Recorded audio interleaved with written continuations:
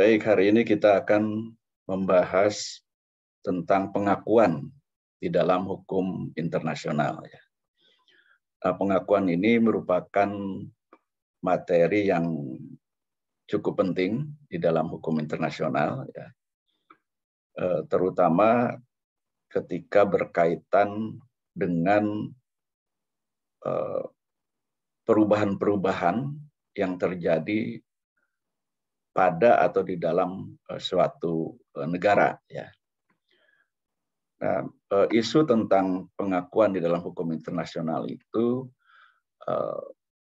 terkait dengan adanya perubahan-perubahan tadi atau transformasi yang terjadi di suatu negara atau di suatu wilayah yang merupakan ranah dalam hukum internasional. Misalnya adalah ada negara yang lama itu lenyap, tidak ada, kemudian bergabung dengan negara lain, atau membentuk negara baru, atau bisa juga suatu negara itu terpecah, atau suatu wilayah tertentu yang dikuasai oleh pihak lain, kemudian merdeka. Kemudian juga di dalam suatu negara ada juga yang melakukan atau yang mengalami yang disebut sebagai revolusi. Nah, akibat revolusi ini tentu melahirkan sesuatu yang baru, atau yang berubah, yang berbeda dengan sebelumnya. Nah, jadi ini beberapa kemungkinan terjadinya transformasi atau perubahan yang terjadi pada suatu negara atau di dalam suatu negara atau di dalam suatu wilayah tertentu, jadi bisa, sekali lagi, bisa berupa negara yang lama lenyap, kemudian bisa juga suatu negara atau suatu wilayah itu bergabung dengan negara lain atau membentuk negara baru, atau ada suatu negara yang terpecah misalnya, atau merdeka, atau negara yang bersangkutan sudah merdeka, tetapi kemudian mengalami apa yang disebut sebagai revolusi. Nah, dulu ada negara namanya Uni Soviet, tapi sekarang sudah tidak ada. Dulu ada negara namanya Yugoslavia, sekarang sudah tidak ada. Nah, jadi negara lama atau lenyap. Nah, lalu Uni Soviet kemana setelah hilang Nah, ternyata Uni Soviet itu kemudian pecah menjadi beberapa negara. Yugoslavia pun juga demikian. Jadi terpecah menjadi beberapa negara. Atau ada yang bergabung dengan negara lain, atau membentuk negara baru. Jadi setelah pisah, misalnya ada yang bergabung dengan negara lain, ada juga yang membentuk negara baru. Ada juga yang merdeka, atau ini yang disebut sebagai dekolonisasi. Artinya merdeka dari penjajahnya. Nah, ini pun juga kan melahirkan sesuatu yang baru. Nah, di dalam revolusi biasanya terjadi masalah internal, terutama adalah yang menyangkut pemerintahannya. Jadi bukan negaranya, tetapi adalah pemerintahannya. Nah, ini pun juga merupakan satu perubahan yang terjadi di suatu negara. Nah, mengapa masalah eh, transformasi atau perubahan-perubahan yang terjadi di suatu negara itu menjadi masalah internasional gitu ya. Ini mungkin pertanyaannya ya. Nah, terjadinya transformasi atau perubahan-perubahan tersebut ya, merupakan atau menjadi masalah internasional, terutama karena terkait dengan pengakuan atau recognition. Ya. Apakah suatu negara itu akan mengakui adanya perubahan-perubahan di negara lain, atau bagaimana suatu negara menyikapi keadaan yang baru di negara lain. Ya. Nah, jadi ini menuntut negara-negara lain untuk menentukan sikap, ya apakah mau mengakui ataukah tidak. Ya. Ada negara lama lenyap, Uni Soviet lenyap, ya, tetapi ada penggantinya yaitu negara-negara baru, ya, atau yang pengganti Uni Sovietnya itu mana, gitu ya. Nah, ternyata kan Rusia, ya. Nah, apakah negara-negara lain akan mengakui ataukah tidak, ya, adanya perubahan tersebut? Apakah Rusia itu akan diakui sebagai pengganti Uni Soviet? Gitu ya. Nah, ini persoalan di dalam hukum internasional, ya. Kemudian ada juga negara yang mengalami revolusi, ya. Nah, ini terkait dengan pemerintahan, ya. Apakah suatu negara itu akan mengakui misalnya adanya pemerintahan yang baru, ya, hasil dari revolusi. Nah, ini semuanya itu merupakan masalah internasional yang terutama adalah pengakuan atau recognition, ya. Nah, mengapa ini pengakuan atau recognition ini menjadi masalah, gitu ya? Karena memang mau tidak mau negara lain itu harus menentukan sikap, ya. Nah, kenapa harus menentukan sikap? Karena negara yang bersangkutan itu tentunya akan melakukan hubungan internasional dengan negara yang baru atau dengan pemerintahan yang baru tersebut, gitu ya. Nah, jadi tanpa pengakuan tampaknya sulit untuk melakukan hubungan internasional, ya. Nah, memang masalah pengakuan ini sebenarnya lebih bobotnya itu lebih diplomatik daripada hukum, gitu ya. Jadi masalah pengakuan ini adalah lebih banyak aspek politiknya, aspek diplomatiknya daripada masalah hukum, gitu ya.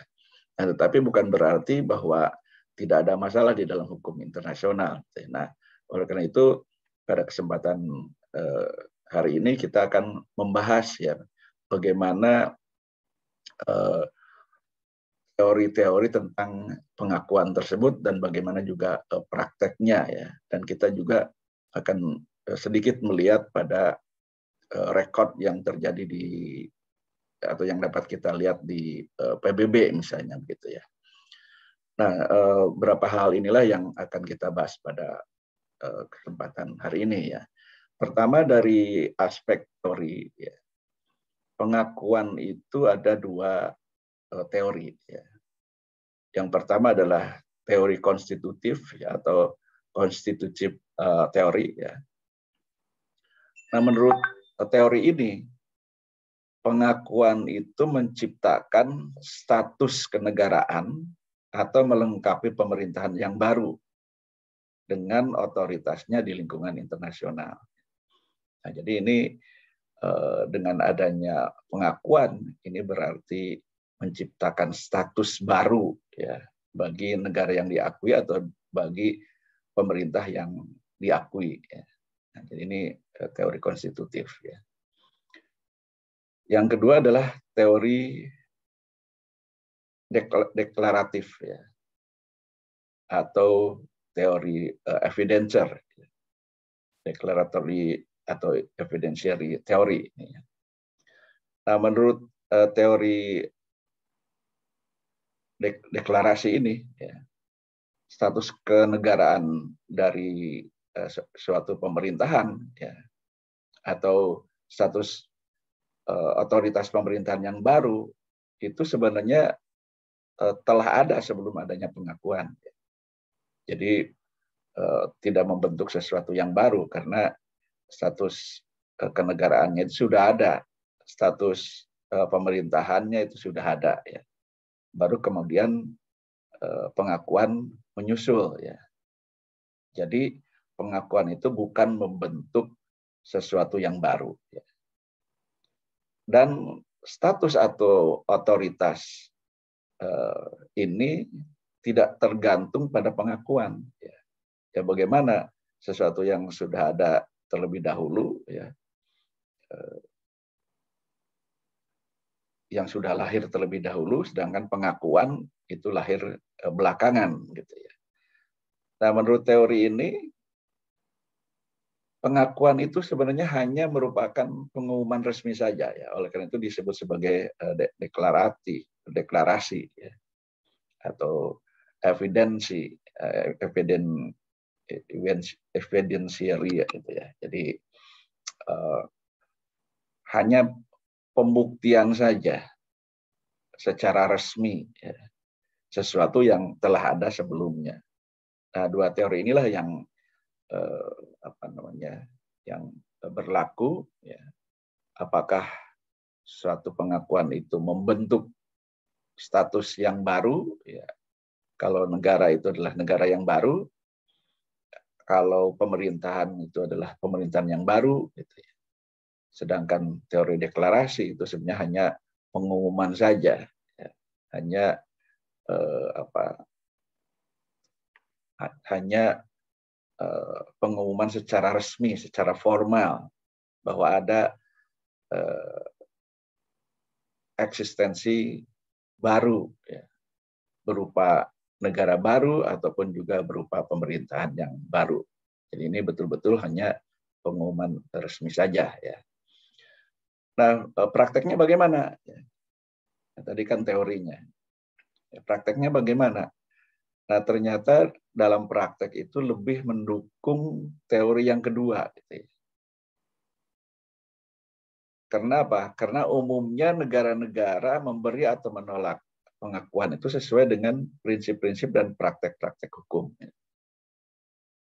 Sering pengakuan itu ditunda karena alasan-alasan politis. Terutama adalah untuk keuntungan diplomatik atau keuntungan politik. Ya.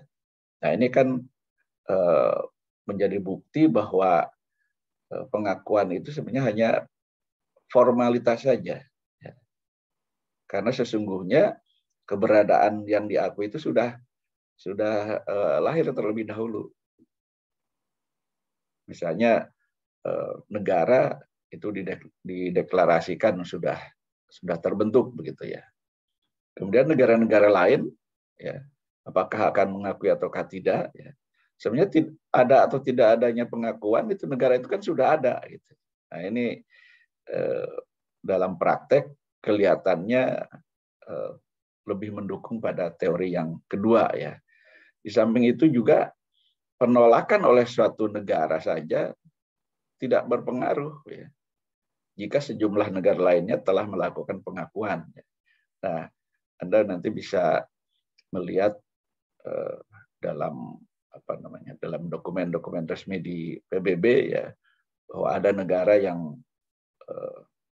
hanya diakui oleh beberapa negara saja, tapi ada juga yang diakui oleh banyak negara, ada juga yang diakui hanya oleh satu negara saja, dan ada juga negara-negara yang diakui oleh negara-negara yang bukan anggota PBB misalnya. Nah, dan sekali negara itu sudah lahir, di dalam praktek itu dianggap bahwa tidak ada negara yang tidak mengakui. Jadi dalam praktek tidak ada negara yang dianggap tidak mengakui ya, ketika negara itu sudah lahir atau pemerintah itu sudah lahir. Nah, bagaimana dengan teori konstitutif? Ya sebenarnya juga ada dukungan faktanya bahwa negara atau pemerintah yang diakui ini memperoleh status yaitu dalam pengadilan-pengadilan nasional negara yang mengakui. Dan di dalam praktek ternyata Amerika, Inggris, dan Australia ini sudah meninggalkan praktek pengakuan ini ya. Jadi dengan demikian tidak ada teori yang cocok ya sebenarnya bagi Amerika, Inggris, atau Australia. Ya. Dan kalau kita perhatikan sampai sekarang ternyata meskipun dinyatakan bahwa Amerika, Inggris, Australia itu sudah meninggalkan praktek pengakuan, tapi kenyataannya mereka juga masih melakukannya juga begitu ya. Contohnya misalnya ketika terjadinya proklamasi negara baru Kosovo yang memisahkan diri dari Serbia misalnya gitu ya. Nah, negara-negara seperti Amerika dan Eropa ya, di negara-negara Eropa itu melakukan pengakuan juga gitu ya. Nah, jadi sesungguhnya dalam pengakuan itu tidak ada teori yang yang tepat sekali gitu ya. Tapi bukan berarti juga pengakuan itu dianggap tidak ada. Karena di dalam praktek ternyata juga ada yang melakukannya dan yang sudah dinyatakan sebagai meninggalkan praktek pengakuan kenyataannya juga masih melakukan gitu ya. Nah, apakah pengakuan itu wajib? Nah, ini pertanyaan hukumnya gitu ya. Pertanyaan hukumnya. Jadi apakah menurut hukum internasional pengakuan itu wajib ataukah tidak? Ini menurut hukum internasional bagaimana status dari pengakuan tersebut? Ya, apakah pengakuan itu memang keharusan di dalam hukum internasional atau itu sebenarnya hanya merupakan masalah politik saja yang ini diserahkan kepada negaranya masing-masing ya. Nah, ini pertanyaannya dari aspek hukum internasional ya. Nah, ternyata para ahli hukum internasional itu mengemukakan bahwa pengakuan itu memang wajib ya. Hanya saja tidak didukung oleh presiden dan praktek yang kuat ya. Jadi meskipun dinyatakan bahwa menurut hukum internasional pengakuan itu wajib ya, tetapi tidak didukung oleh presiden dan praktek yang kuat ya. Dengan cara apa kewajiban tersebut dapat dipaksakan? Jadi kalau itu wajib ya, wajib itu kan tidak boleh tidak, harus dilaksanakan ya. Bagaimana caranya suatu negara dipaksa untuk mengakui negara lain atau negara baru ya, atau pemerintahan yang baru misalnya. Nah, ini hukum internasional tentunya kurang bisa merespon pertanyaan ini dengan tepat ya.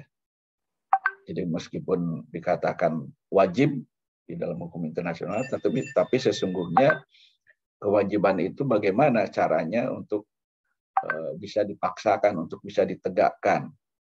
Jadi kalau Indonesia misalnya tidak mengakui keberadaan dari Kosovo, gitu ya.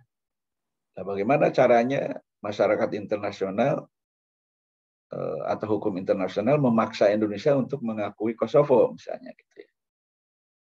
Nah, kan tidak bisa ya. Jadi sulit untuk bisa memaksakan kewajiban untuk melakukan pengakuan tersebut terhadap suatu negara ya. Nah, tetapi ada pendapat yang lain ya, bahwa pengakuan itu hanya fakultatif, artinya tidak wajib gitu ya. Nah, ini kembali lagi pada sifat dari pengakuan ini yang lebih politis daripada yuridis ya. Nah, menurut Podesta Costa bahwa pengakuan itu hanyalah fakultatif, ya, jadi bukan mandatori. Jadi ini boleh dilakukan, boleh juga tidak. Gitu ya. Nah, jadi ini di dalam praktek. Nah, di dalam praktek juga ada pengakuan yang disebut sebagai pengakuan bersyarat. Ya. Nah, kadang-kadang suatu negara atau beberapa negara melakukan pengakuan itu dengan mensyaratkan sesuatu yang berupa kewajiban misalnya untuk dipenuhi oleh negara yang diakui.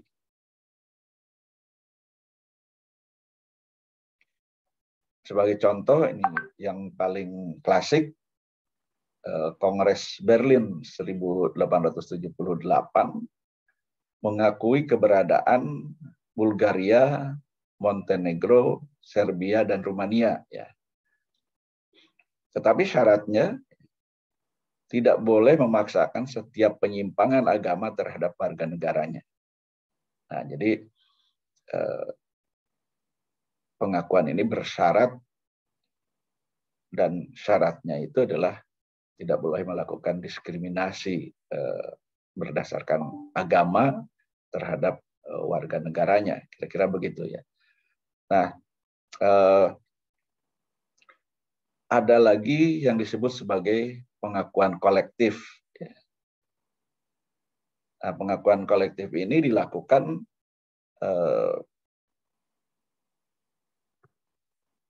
tindakan bersama-sama, ya. Masyarakat internasional atau melalui lembaga internasional. Nah, pengakuan yang bersifat kolektif ini tentu lebih kuat, ya. Oleh karena itu lebih menguntungkan bagi negara yang diakuinya. Ya. Nah, bagaimana opini dari ICJ, International Court of Justice, ya.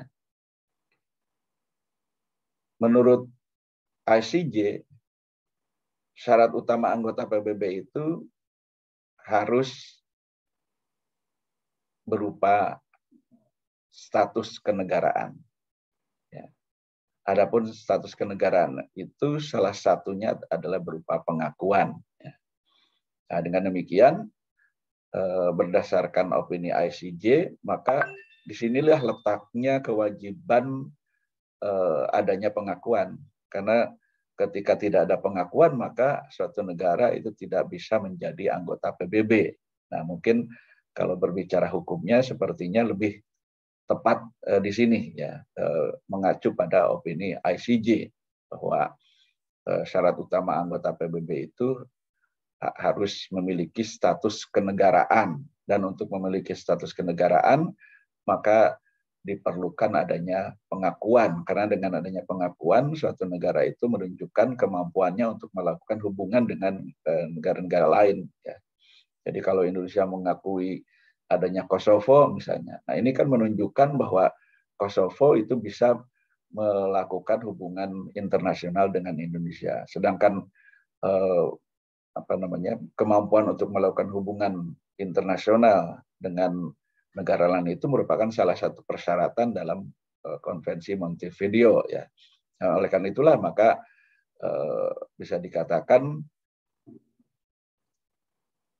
bahwa kewajiban untuk melakukan pengakuan itu merupakan syarat di dalam hukum internasional, ya. Nah, ini untuk menjawab keraguan bahwa sulit untuk memaksakan adanya pengakuan, ya, terhadap suatu negara, itu memang betul, ya. Tetapi suatu negara yang baru lahir, ya, tidak bisa menjadi anggota PBB kalau tidak adanya pengakuan, karena pengakuan itu menunjukkan kemampuan suatu negara yang diakui untuk melakukan hubungan internasional setidaknya dengan negara yang mengakui, ya. Hanya saja memang tidak ada batasan harus berapa negara yang mengakui keberadaan negara baru atau keberadaan status baru tersebut, gitu ya. Nah, ini persoalan berikutnya yang mungkin masih perlu dijawab oleh hukum internasional ya, karena kenyataannya pengakuan yang di persyaratan itu tidak ada ya, tapi bisa menggunakan logika terbalik. Logika terbaliknya bagaimana ya? Ya, kalau sudah menjadi anggota PBB itu berarti suatu negara itu sudah diakui oleh semua negara anggota PBB. Nah, itu logika terbaliknya di sana. Oleh karena itu, maka hukum internasional mewajibkan adanya pengakuan. Baik. Kemudian bagaimana pengakuan terhadap kepala negara atau pemerintahan yang baru ya, karena bisa saja suatu revolusi itu menghasilkan pemerintahan yang baru ya, atau bahkan tidak melalui revolusi pun juga sangat memungkinkan ya adanya persoalan pengakuan ya, karena pernah terjadi juga ketika suatu negara melakukan pemilu ya, tetapi kemudian yang terpilih adalah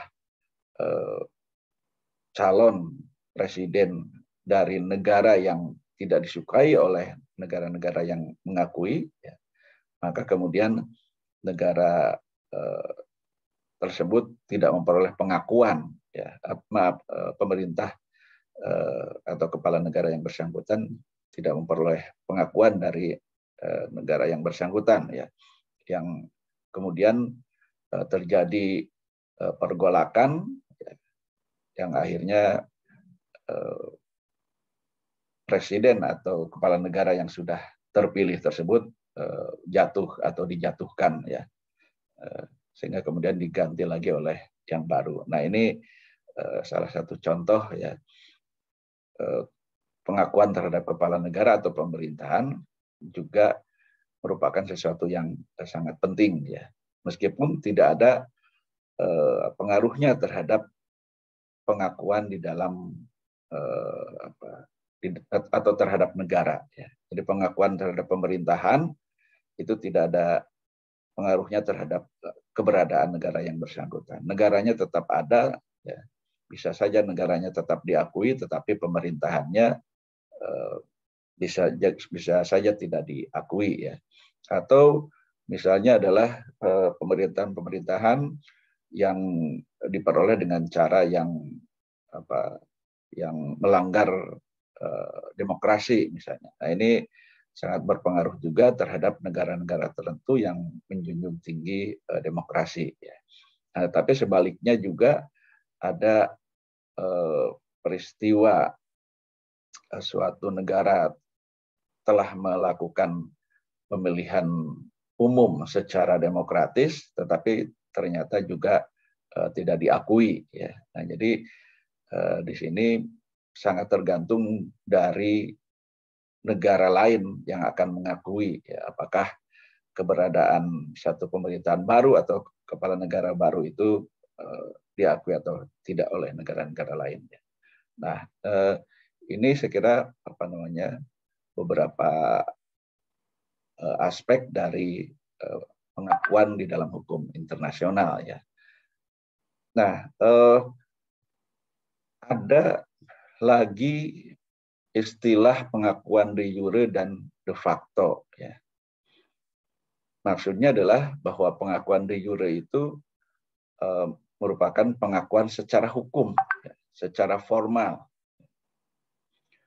Nah, ketika suatu negara sudah diakui secara de jure, secara hukum, ya, maka sebenarnya negara yang bersangkutan statusnya ya, secara formal telah memenuhi persyaratan yang ditentukan di dalam hukum internasional. Artinya negara yang bersangkutan dapat berpartisipasi secara aktif dan efektif dalam masyarakat internasional. Ya. Dan pengakuan de jure ini bersifat berlaku surut. Ya. Nah, ini pengakuan de jure. Ya. Bagaimana dengan pengakuan de facto? Pengakuan de facto ini adalah untuk sementara, ya. Jadi sebelum adanya pengakuan de jure.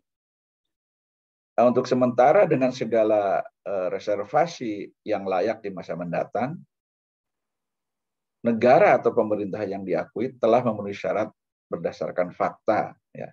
Nah, ini artinya langkah awal untuk adanya pengakuan de jure. Ya. Nah, jika ada bukti de jure misalnya di pengadilan, ya, maka tidak perlu lagi dibuktikan adanya de facto. Nah, jadi ini terbalik ya dengan de jure. Kalau de jure, maka sebenarnya tidak diperlukan lagi adanya pengakuan de facto. Ya. Sedangkan pengakuan de facto ini sebenarnya hanya merupakan awal saja, langkah awal untuk adanya pengakuan de jure. Ya. Jadi de facto-nya mengawali de jure. Nah, jika ada bukti de jure sekali lagi, ya maka tidak perlu lagi dibuktikan tentang de facto-nya. Ya. Nah, misalnya ini telah dipraktekkan oleh Inggris ya terhadap Uni Soviet. Nah, de facto-nya itu dilakukan pada 16 Maret 1921. Ya. Tetapi de jure-nya dilakukan pada 17 Februari 1924. Ya. Nah, jadi berapa tahun kemudian ya baru de jure. Ya. Nah, jadi ini untuk menunjukkan adanya bukti awal bahwa bisa saja suatu negara itu tidak langsung mengakui keberadaan negara lain ya secara de jure, tapi bisa saja kemudian diawali pengakuan de facto dulu ya, baru kemudian de jure ya.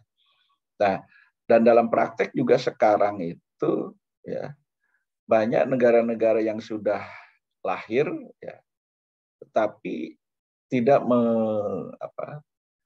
tidak mendapatkan pengakuan baik pengakuan de facto maupun pengakuan de jure ya secara resmi ya. Tapi negara yang bersangkutan ini tetap saja jalan, tetap saja jalan. Ya. Tetapi ada juga yang sudah diakui oleh banyak negara, tetapi justru terhambat ya untuk menjadi anggota PBB misalnya, atau untuk eksis sebagai suatu negara yang berdaulat ya. Contohnya Palestina ya. Palestina itu sebenarnya dari sisi pengakuan sudah banyak negara yang mengakuinya ya. Nah, tapi sampai sekarang kita tahu bahwa Palestina masih tetap berada di bawah penguasaan oleh Israel ya. Ini contoh tentang pengakuan ya, bahwa pengakuan itu tidak secara mutlak ya melahirkan sesuatu yang baru atau melahirkan suatu status yang baru ya. Nah, lalu pertanyaannya itu ya apa akibat hukum dari pengakuan? Kalau memang pengakuan itu di dalam hukum internasional itu bersifat wajib ya. Nah, adanya pengakuan sebenarnya itu menimbulkan hak kekuasaan kemudian privilege dari negara atau pemerintah yang diakui, baik menurut hukum internasional maupun hukum nasional negara yang mengakui. Ya. Jadi kalau katakanlah kalau Palestina itu diakui oleh Indonesia, berarti sebenarnya pemerintah Palestina itu diakui keberadaannya oleh Indonesia, maaf negara Palestina itu diakui keberadaannya oleh Indonesia, ya. Dan tentu saja dalam melakukan hubungan internasional, Indonesia juga memperlakukan Palestina itu sebagai suatu negara yang telah diakui, sehingga tidak ada masalah dengan Palestina. Nah, hukum internasional bagaimana tentang akibat dari pengakuan ini? Nah, menurut hukum internasional itu status negara atau pemerintah yang diakui secara de jure membawa serta hak-hak istimewa penuh keanggotaan dalam masyarakat internasional. Ini artinya kalau belum ada pengakuan de jure, maka ada keterbatasan-keterbatasan, ya. Nah, seperti misalnya sekarang kan sedang antri Palestina dan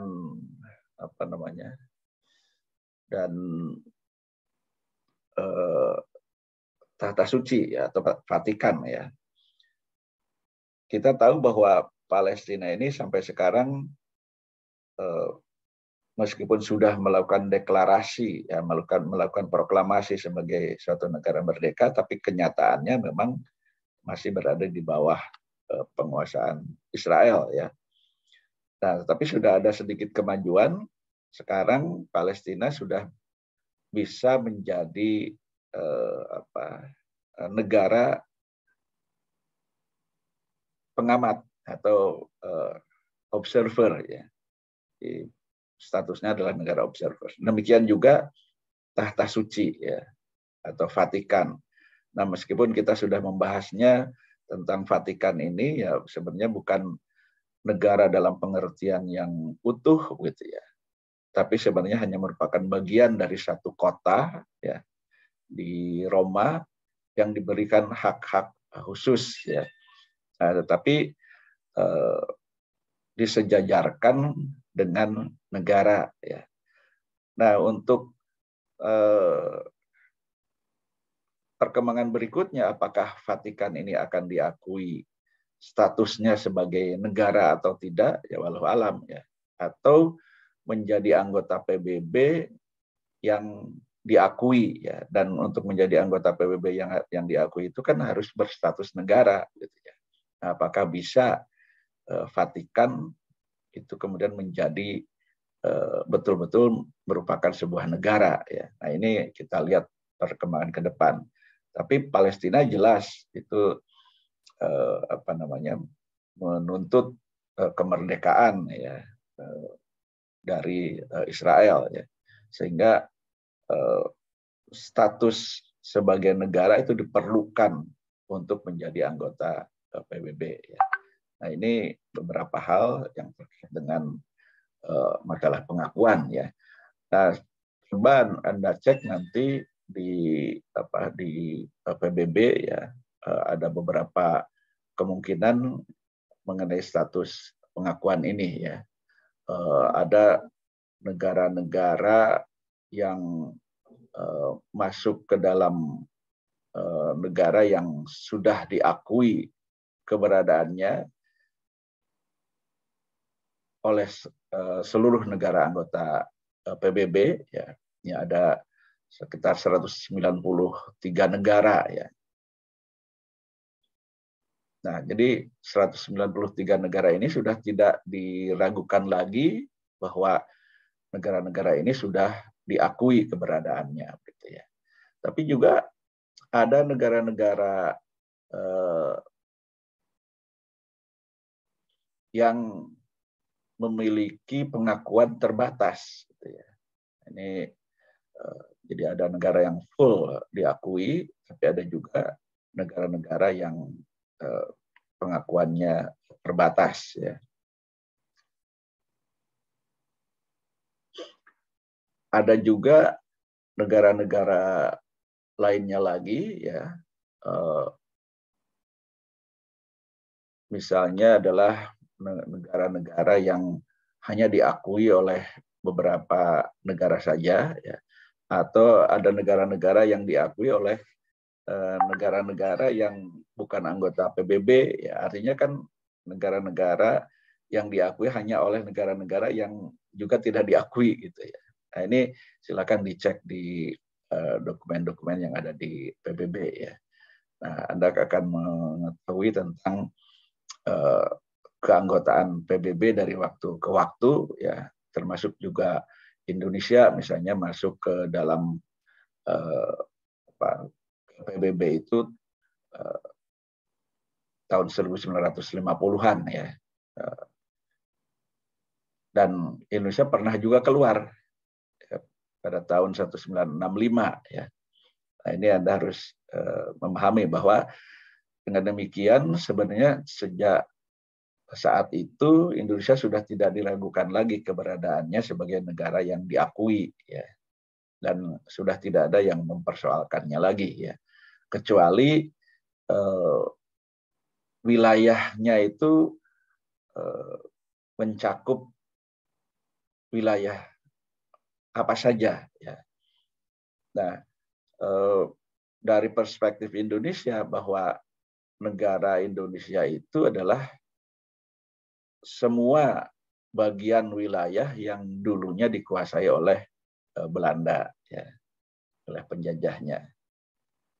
Nah, jadi ini apa namanya dari perspektif Indonesia. Tetapi dari perspektif yang lain ya, ada misalnya adalah Timor Leste yang baru Timor Timur yang baru bergabung tahun 1970-an ya, 70 berapa ya, 78 ya. Kemudian lepas lagi karena memang dilakukan satu referendum ya. Demikian juga Papua ya. Papua juga sampai sekarang masih bermasalah, masih ada persoalan. Walaupun sebenarnya dari sisi hukum internasional itu sudah final ya, karena Papua itu sudah melakukan self determination ya, dan self determination-nya ini sudah diakui di PBB, jadi tidak ada persoalan lagi ya. Tinggal persoalan-persoalan internal di Indonesia sendiri sekarang menghadapi sekelompok orang yang sekarang disebut sebagai KKB ya, atau sekarang ini sudah dinyatakan bahwa KKB di Papua itu merupakan organisasi teroris ya. Jadi ini semuanya ditarik menjadi masalah internal ya, karena secara internasional itu sebenarnya sudah selesai gitu ya. Baik, jadi pengakuan itu ada yang full dilihat dari perspektif PBB ya, ada juga yang hanya sebagian ya. Ada juga yang hanya diakui oleh satu negara saja, gitu. Misalnya contoh seperti Siprus Utara ya, mungkin saya pernah cerita ya tentang Siprus Utara ini terpisah dari Siprus Yunani ya, dan yang mengakui itu hanya Turki saja. Jadi sampai sekarang pun belum ada perkembangan yang mengakui Siprus Utara itu hanya Turki. Tetapi di dalam prakteknya sepertinya tidak ada masalah ya, tidak ada masalah. Tetap eksis ya dengan mentor dari Turki. Nah, wallahu a'lam ke depan akan seperti apa tentang Siprus Utara ini. Ya. Baik, saya kira ini beberapa hal yang bisa saya sampaikan pada hari ini ya. Dan silakan kalau ada pertanyaan-pertanyaan bisa langsung disampaikan.